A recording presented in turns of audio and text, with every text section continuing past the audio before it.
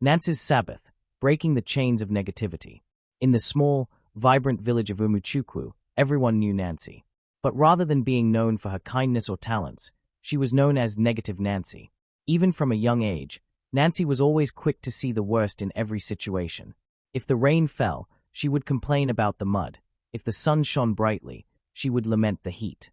This constant negativity earned her a reputation that no one envied. As Nancy grew older, her pessimism only worsened. By the time she turned 14, she was a source of frustration to her parents and the villagers alike. Her classmates in school often avoided her, except for her best friend, Onoi. Onoi was different.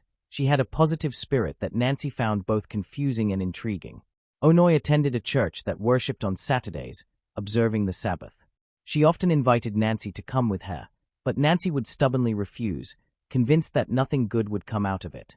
However, one day, after a particularly challenging week at school, Nancy reluctantly agreed to attend a special program that Onoi's church was hosting.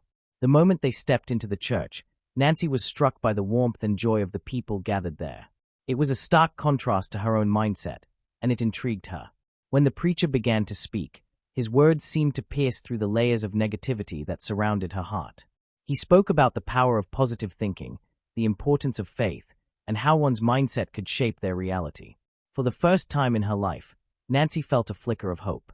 The preacher's message stayed with her, echoing in her mind even after she left the church.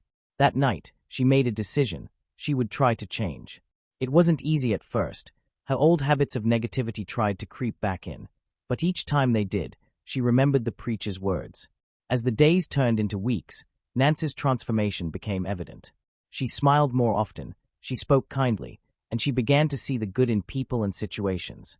The villagers noticed the change and could hardly believe it was the same negative Nancy.